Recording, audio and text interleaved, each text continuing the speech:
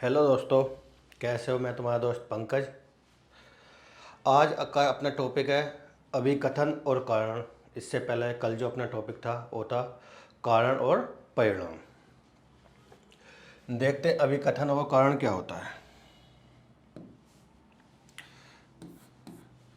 ये अभिकथन,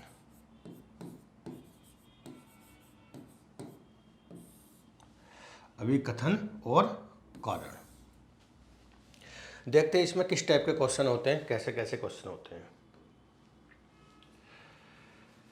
प्रश्नों में जो अभिकथन और कारण के प्रश्न होंगे, प्रश्नों में हमें एक अभिकथन और उसके बाद एक कारण दिया हुआ होगा। एक क्या होगा दिया होगा हमें अभिकथन, और दूसरा क्या दिया होगा हमें कारण दिया जाएगा। हमें ये पहचानना की आवश्यकता होगी, ये हमें ये चीज़ पहचाननी है कि क्या अभिकथन और कारण दोनों सत्य हैं, क्या अभिकथन और कारण दोनों सत्य हैं या नहीं, और यह क्या दिया गया है कि कारण संबंधी सभी अभिकथन सही व्याख्या करते हैं या नहीं। एक तो हमें अभिकथन दिया होगा क्वेश्चन में, एक उसका कारण दिया होगा। या तो अभिकथन भी सत्य होगा और कारण भी सत्य होगा, या दोनों असत्य होंगे। क्या अभिकथन सत्य है, मतलब कारण सत्य है, और अभिकथन कारण की सही व्याख्या कर रहा है या नहीं कर रहा है, इस टाइप के इसमें क्वेश्चन होंगे। चलो देखते हैं किस टाइप के कैसे कैसे क्वेश्चन बनते हैं। पहला क्वेश्चन कह रहा है कि हमें ए जो है हमारा अभिकथन, हम गर्म और आर्द्र, हम गर्म और आर्द्र जलवायु में सहज महसूस करते हैं। आर है इसका, आर्द्र जलवायु में पसीना तेजी से वाष्पित होता है। देखो क्या होता है, जब गर्म जलवायु होगी तो हमें परेशानी होती है, गर्मी लगती है, हम सहज महसूस नहीं करते, असहज महसूस करते हैं। तो गर्मी में कोई ऐसा आदमी है जो गर्मी में अच्छा महसूस करता हो? नहीं करता। गर्मी में हम क्या करते हैं, गर्मी और आर्द्र जलवायु में हम असहज महसूस करते हैं। तो पहला क्या हो गया हमारा गलत। तो आर्द्र जलवायु में पसीना तेजी से वाष्पित होता है। जहाँ ह्यूमिडिटी ज़्यादा होगी, जहाँ की जलवायु आर्द्र होगी, वहाँ पसीना क्या होगा, आसानी से वाष्पित नहीं होता। क्यों नहीं होता? क्योंकि गर्मी होती है तो पसीना आता रहता है। गर्मी में क्या होता है, पसीना आता रहता है, तो तेजी से वाष्पित भी नहीं होता क्योंकि जलवायु आर्द्र है। तो ये हमारा दूसरा भी गलत है। तो इसमें क्या होगा, ए और आर दोनों असत्य हैं। चलो अगला देखते हैं। अगला है शिमला दिल्ली की तुलना में ठंडा है। दिल्ली की तुलना में शिमला अधिक ऊंचाई पर है। सीधी सी बात है, हम गर्मियों में कहाँ जाते हैं मेरे भाई, ठंडी जगह जाते हैं। शिमला हो गया, मनाली होगा, मसूरी होगा, नैनीताल हो गया। क्योंकि कहाँ क्यों जाते, क्यों ठंड, वह ठंड क्यों रहती है, क्योंकि वो ऊंचाई पर है, क्योंकि वो ऊंचाई पे हिल स्टेशन है। तो इसका आंसर होगा ए और आर दोनों सत्य हैं, लेकिन आर ए की सही, सॉरी बी और ए होगा इसका आंसर, है ना। क्या होगा, ए और आर दोनों सत्य हैं और आर ए की सही व्याख्या करता है। शिमला दिल्ली की तुलना में ठंडा, बिल्कुल सही बात है। दिल्ली की तुलना में शिमला अधिक ऊंचाई पर है, इसलिए वो ठंडा है। ठीक, समझ में आ गई। चलो अगला देखते हैं। घरेलू गैस सिलेंडर में रिसाव का पता लगाया जा सकता है। बिल्कुल सही बात है। जब हम घर में रसोई होती है, सिलेंडर खुला रह जाता है, बदबू आती है ना, तो उससे रिसाव का पता चल जाता है। तो ये क्या हो गया हमारा, सत्य हो गया। एलपीजी में तेज गंध होती है? एलपीजी में तेज गंध नहीं होती। जो एलपीजी होती है वो गंधहीन होती है।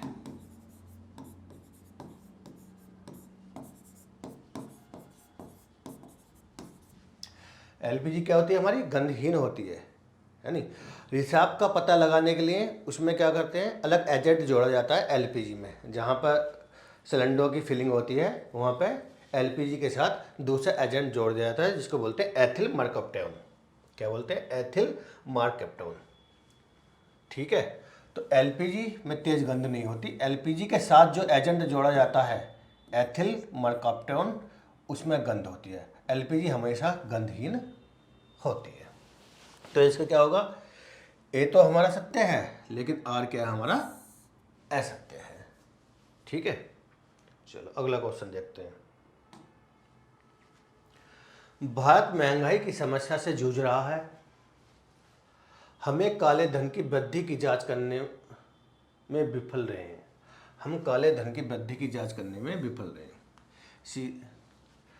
यहाँ ए और दोनों सत्य हैं, ए और दोनों सत्य हैं और आर ए की सही व्याख्या भी करता है। जिन लोगों के पास काला धन है नहीं, जिन लोगों के पास काला धन है वो क्या करते हैं, वस्तु या तो जो खरीदारी होती है नहीं मार्केट में, या किसी चीज़ का भंडारण कर लेते हैं। जब भंडारण कर लेते हैं क्योंकि उनके पास पैसा होता है तो क्या करते हैं, उससे उस चीज़ के रेट हाई हो जाते हैं। तो इससे क्या आ जाती है, मुद्रास्फीति आ जाती है। तो भारत महंगाई की समस्या से जूझ रहा है, बिल्कुल सही बात है। हम काले धन की वृद्धि की जांच करने में विफल रहे हैं और आर भी सही है और आर ए की सही व्याख्या भी करता है। क्योंकि मुद्रास्फीति से महंगाई कब आएगी, चलो ऐसा समझो मेरे पास बहुत सारा पैसा है, मैंने अनाज का भंडारण कर लिया बहुत सारा, मार्केट में अनाज की कमी हो गई, सीधी सी बात है जब सप्लाई मार्केट में अनाज की सप्लाई कम हो गई तो सीधी सी बात है उसका रेट ऊपर जाएगा, रेट हाई हो जाएगा, तो क्या होगा, महंगाई आ जाएगी। तो ये हमारा ए और आर दोनों सत्य हैं और आर ए की सही व्याख्या भी करता है। चलो अगला क्वेश्चन देखते हैं। डॉक्टर द्वारा टूटी हुई हड्डियों को सही करने के लिए प्लास्टर ऑफ पेरिस का प्रयोग किया जाता है। प्लास्टर ऑफ पेरिस का प्रयोग किया जाता है जब प्लास्टर ऑफ पेरिस को पानी के साथ मिलाया जाता है और खंडित अंगों के चारों ओर लगाया जाता है तो यह एक कठोर द्रव्यमान में बदल जाता है। बिल्कुल सही बात है। अच्छा, किसी की हड्डी टूटी होगी, डॉक्टर के पास प्लास्टर लगवाने गए होगे ना, तो प्लास्टर किसका लगता है, जो सफ़ेद सफ़ेद जो चूना सा होता है उसको बोलते हैं पीओपी, प्लास्टर ऑफ पेरिस। क्या बोलते हैं उसे, पीओपी, है ना। पहले उसे पानी में भिगोते हैं, जब भिगोने के बाद जो उसको पहले जो हड्डी टूटी होती है पट्टियों के साथ उसका लेप लगा लेते हैं। फिर सूखने के बाद वो क्या हो जाती है, बहुत कठोर हो जाती है। क्या हो जाती है, कठोर हो जाती है। तो इसका आंसर क्या होगा, हमारा ए भी सत्य है और आर भी सत्य है और आर ए की सही व्याख्या भी कर रहा है। ठीक है, चलो अगला क्वेश्चन। हमें सर्दियों में सफ़ेद कपड़े पहनना पसंद करते हैं। सफ़ेद कपड़े गर्मी में अच्छा परावर्तक होते हैं। देखो, हम सर्दियों में सफ़ेद कपड़ा पहनना पसंद करते हैं, बिल्कुल गलत बात है। क्यों? अच्छा, घर वाले कहते हैं गर्मियों में डार्क कलर के कपड़े नहीं पहनने चाहिए, काले लाल, मतलब जो गहरे रंग के कपड़े नहीं पहनने चाहिए। गर्मियों में क्या सलाह दी जाती है, सफ़ेद रंग के कपड़े पहनने के लिए ताकि गर्मी ना लगे, है नी। तो इसलिए हमारा पहला गलत है। बट सफ़ेद रंग के जो कपड़े होते हैं वो गर्मी के क्या होते हैं, हीट के परावर्तक होते हैं, इसलिए हमारा ए गलत है और आर हमारा यहाँ सत्य है। सफ़ेद कपड़े गर्मी में अच्छा परावर्तक होते हैं, बिल्कुल सही बात है। हमें सर्दियों में सफ़ेद कपड़े पहनना पसंद करते हैं, नहीं, हम गर्मियों में सफ़ेद कपड़ा पहनना पसंद करते हैं। सर्दियों में तो हम जितने भी डार्क कलर के कपड़े हो गए गहरे रंग के वो ज़्यादा पसंद करते हैं ताकि उस शरीर को उनसे गर्मी मिलती है। ठीक है, चलो अगला क्वेश्चन देखते हैं। बेकिंग सोडा पेट में एसिडिटी पैदा करता है। बेकिंग सोडा क्षारीय होता है। एसिडिटी को मारने के लिए क्या करते हैं, क्षारीय पदार्थ का प्रयोग करते हैं। सपोज एसिडिटी है,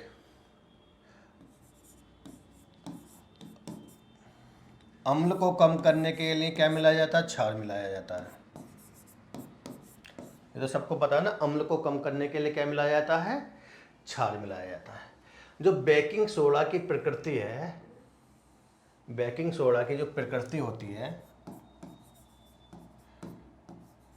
क्या होती है? क्षारीय होती है। बेकिंग सोडा की जो प्रकृति होती है क्या होती है? क्षारीय होती है। ठीक है, ये बिल्कुल सही है। बट बेकिंग सोडा पेट में एसिडिटी पैदा नहीं करता। बेकिंग सोडा जो होता है पेट में एसिडिटी कम करता है, ज़्यादा नहीं करता। ठीक है, तो यहाँ हमारा ए क्या है? हमारा गलत है, और आर क्या हमारा सही है। ए गलत हो गया इसमें, और आर क्या हो गया? हमारा सही होगा। तो बेकिंग सोडा क्षारीय है, बिल्कुल सही बात है।